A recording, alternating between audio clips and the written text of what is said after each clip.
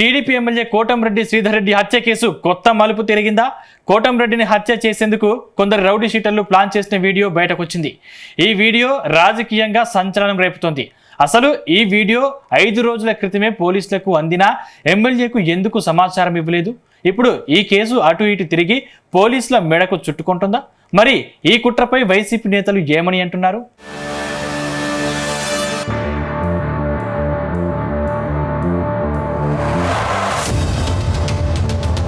నెల్లూరులో రాజకీయం ఒక్కసారిగా హీట్ ఎక్కింది. నెల్లూరు రూరల్ ఎమ్మెల్యే కోటంరెడ్డి శ్రీధర్ రెడ్డి హత్యకు కుట్ర చేశారంటూ ఓ వీడియో బయటకు రావడం పెద్ద దుమారమే రేపింది. గత అసెంబ్లీ ఎన్నికలకు ముందు నెల్లూరు రూరల్ ఎమ్మెల్యేగా కోటంరెడ్డి శ్రీధర్ రెడ్డి గెలిచారు.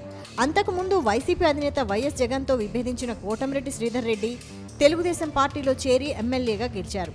దాంతో నెల్లూరులో కోటంరెడ్డి శ్రీధర్ రెడ్డి వర్సెస్ వైసీపీ అన్నట్టుగా సీన్ మారిపోయింది.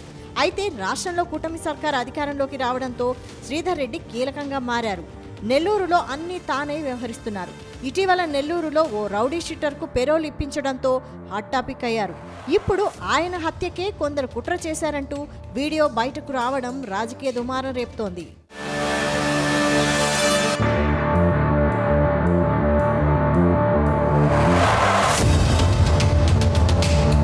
ఇప్పుడు కోటంరెడ్డి శ్రీధర్ రెడ్డి హత్యకు కొందరు కుట్ర చేసిన వీడియో బయటకొచ్చింది.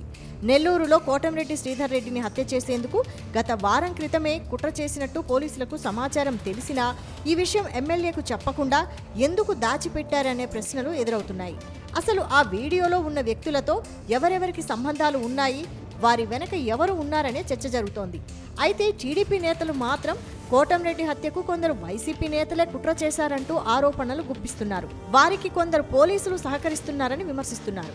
అయితే ఈ విషయాన్ని రాష్ట్ర హోంశాఖ సీరియస్గా తీసుకున్నట్టు తెలుస్తోంది. అధికార పార్టీకి చెందిన ఎమ్మెల్యేని హత్య చేసేందుకు రౌడీ షీటర్లు ప్లాన్ చేస్తే జిల్లాలో పోలీసులు ఎందుకు సీరియస్గా తీసుకోలేదని సీఎంఓ కార్యాలయం ఆరా తీస్తున్నట్లు తెలుస్తోంది.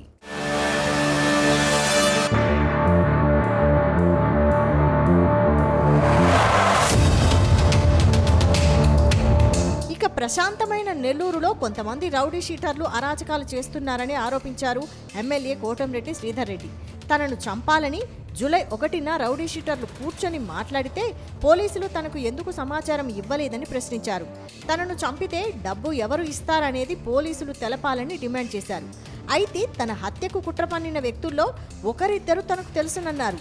ఎప్పటి నుంచో వైసీపీతో తనకు తీవ్ర విభేదాలు ఉన్నాయన్న శ్రీధర్ రెడ్డి కొందరు వ్యక్తులు కావాలనే సోషల్ మీడియా విషం చెబుతున్నారని ఆరోపించారు. అసలు వైసీపీ నేతలు తనను ఎందుకు గెలుకుతున్నారని ప్రశ్నించారు. తన హత్యకు కుట్ర పన్నినా ఏం చేసినా తన చివరి శ్వాస ఓపిక ఊపిరి ఉన్నంత వరకు ప్రజా జీవితంలోనే ఉంటానని తేల్చి చెప్పారు.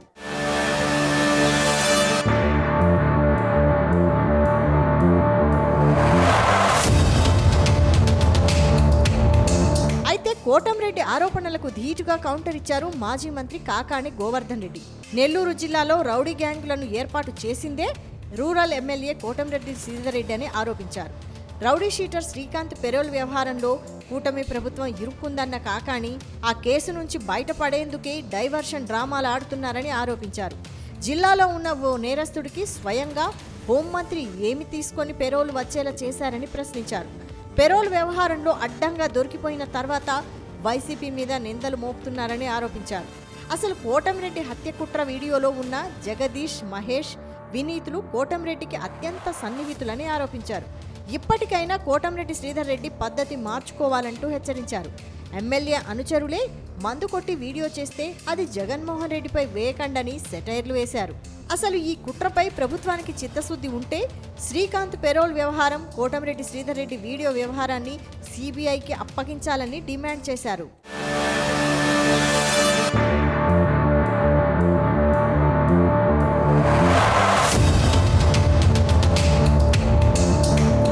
మొత్తం మీద ఎమ్మెల్యే కోటంరెడ్డి శ్రీధర్ రెడ్డి వ్యవహారం పోలీసుల మెడకు చుట్టుకునే అవకాశం ఉందనే చర్చ జరుగుతోంది.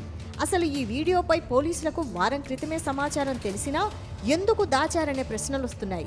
అయితే ఈ కుట్రలో ఎవరైనా వైసీపీ నేతల హస్తం ఉందనే కోణంలోనూ దర్యాప్తు చేస్తున్నట్టు టాక్ వినిపిస్తోంది. ఏది ఏమైనా ఈ కుట్ర విషయంలో ఓ క్లారిటీ రావాలంటే మాత్రం కొద్ది రోజులు ఆగాల్సిందే అంటున్నారు పొలిటికల్ పరిశీలకులు.